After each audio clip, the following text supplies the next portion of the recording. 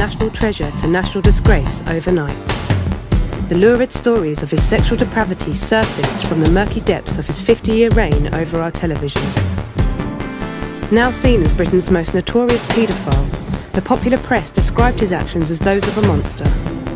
But was there a darker motivation for his crimes? Was Savile in fact a trans-dimensional sorcerer who harvested occult energies to feed his hunger for power?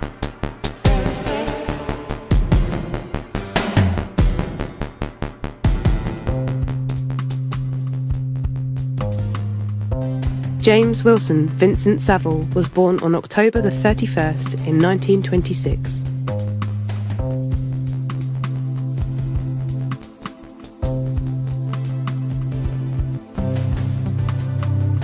He was the seventh son, which in ancient folklore meant you were born with magical powers.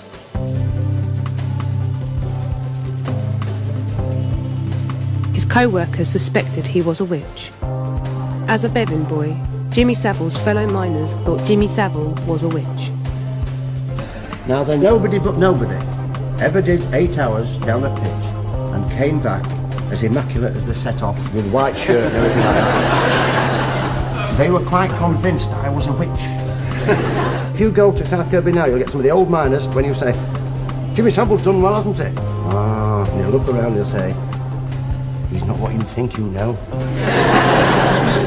Forces of darkness are at work there.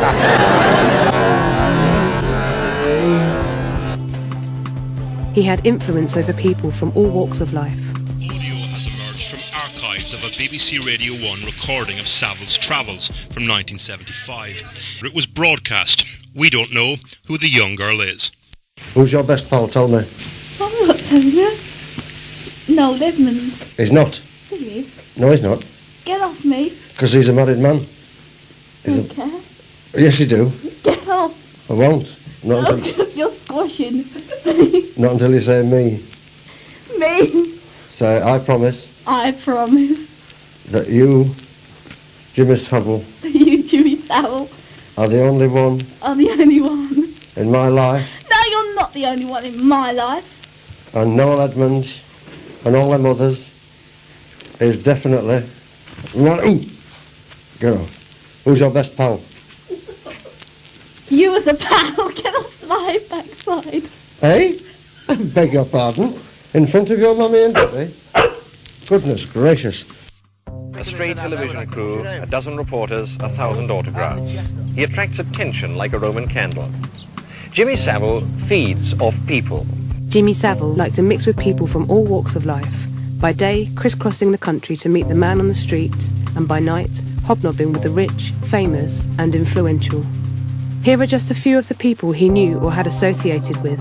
The Beatles, Peter Sutcliffe, the Pope, Ephraim Katzir, Elvis, Esther Ranson, Margaret Thatcher, Ted Heath, Gary Glitter, Norman Tebbit. I remember so well you at Stoke. Diana Spencer, Prince Charles, Prince Philip, Frank Bruno, Alan Franey, and many, many, many police chiefs.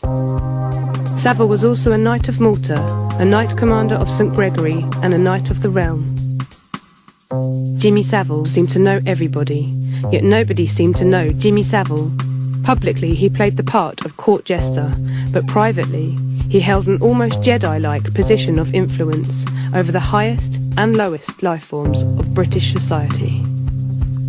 What was it that made Savile so popular? Was it his looks? His wit? Or his charm? Or was it something more sinister? In October 2012, the Sunday Sport, the only British newspaper still bold enough to print uncensored stories, quoted Savile discussing how he discovered he could hypnotise girls. To demonstrate, you'll see, and choosing a girl who was already fast asleep in her easy chair, I stood behind her, passing myself off as first her mother, then her father, you'll see, and finally boyfriend. We had a lively patter going. I was convinced she was awake, you'll see, and just playing along with me.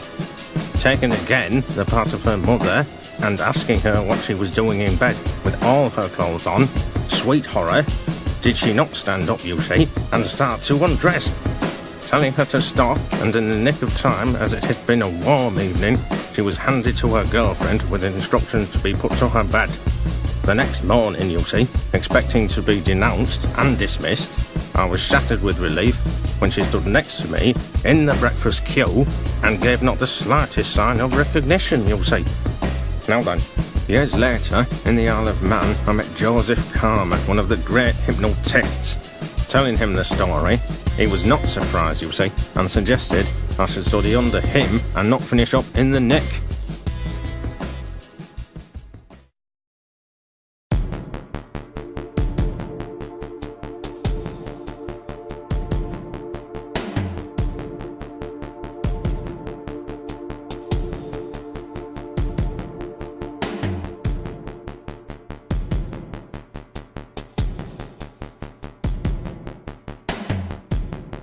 The Isle of Man is well known as the centre of Wicca in Britain, where Gerald Gardner, the father of modern witchcraft, ran a museum devoted to the faith.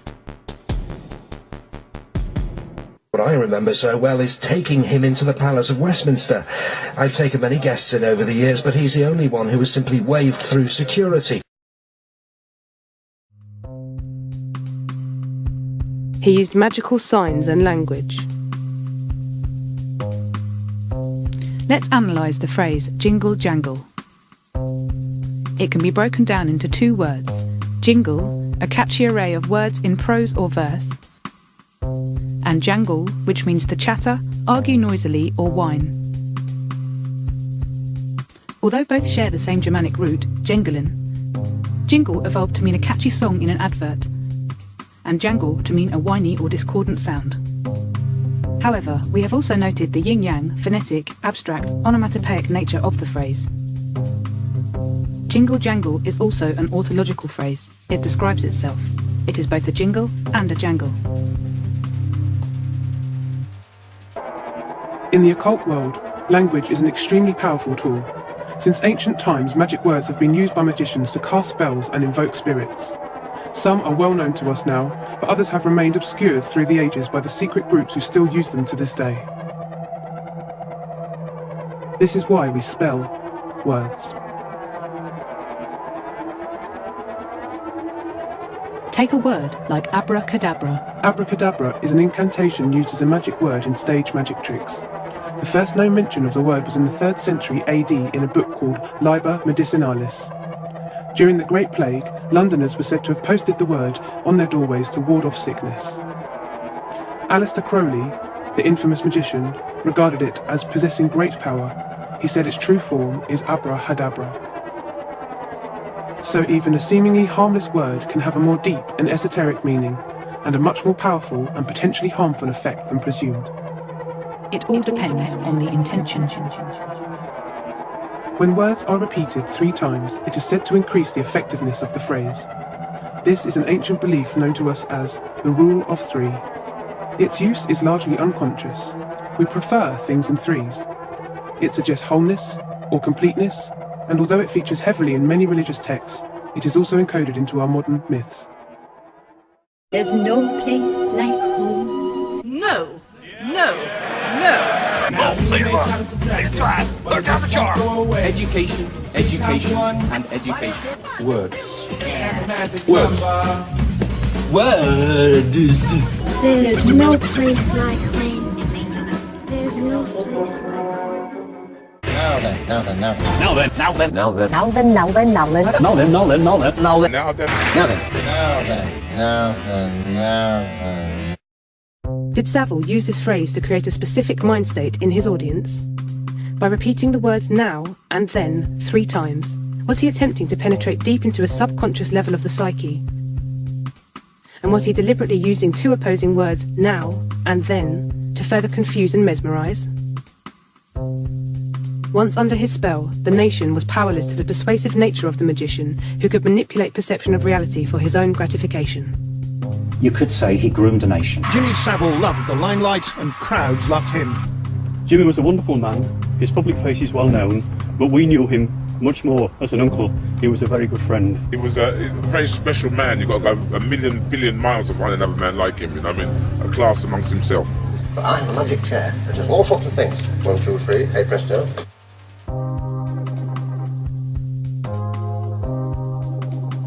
hospitals have rules with patients and things like that? Well, because I'm dyslexic when I want to be. I don't understand rules. This is Jimmy Savile's former home in Glencoe, Scotland, which was vandalised after the recent deplorable revelations about his life. Notice they call him the Beast. Aleister Crowley was a notorious English occultist wizard and founder of Thelemic philosophy, which was summarised by the rule, "Do what thou wilt shall be the whole of the law." He was also known as the Great Beast 666. The popular press of the day dubbed him the wickedest man in the world. Sound familiar?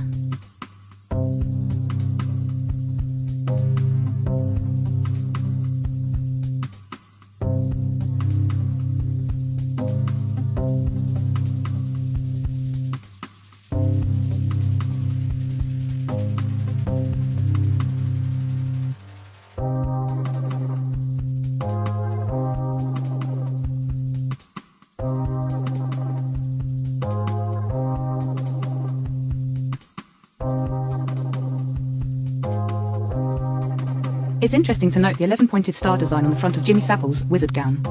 This polygon is known as a hendecagram and is a central symbol, or sigil, of Crowley's Thelema religion. It is the union of the pentagram with the hexagram, or the 5-pointed star with the 6.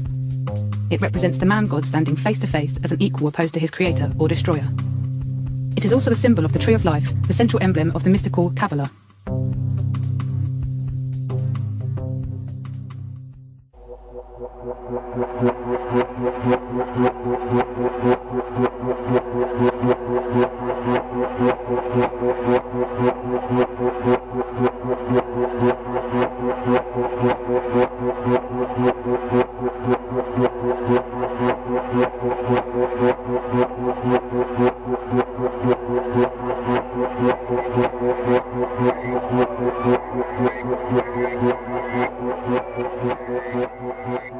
He knew everybody. You know, he toured up with the Rolling Stones, he toured with the Beatles, Beatles, Beatles, Beatles, Beatles, Beatles, Beatles, Beatles. It has been well noted elsewhere that many bands from the 1960s were influenced by Aleister Crowley and Thelema, including the Beatles.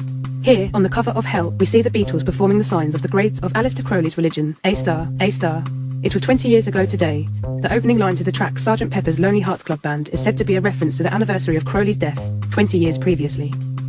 Here's Crowley on the cover, positioned second in line to the Vedic yogi Sri Yukteswar Giri. The Mano Cornuto, or horned hand, is the hand sign symbolising the pagan horned god.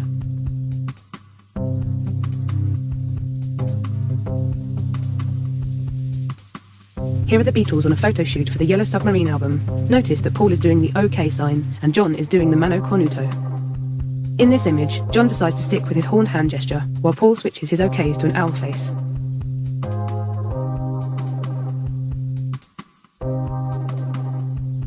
We'll start straight off with a letter from Winslow in Cheshire. Jimmy Savile knew the Beatles well. In the early days, he booked the Beatles when he was a club promoter.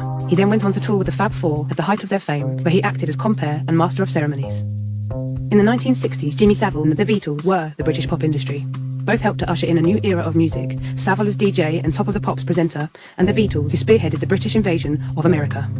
If it is quite obvious the Beatles were influenced by the occult and the magician Crowley, is it too outrageous to suggest that Savile could have also been?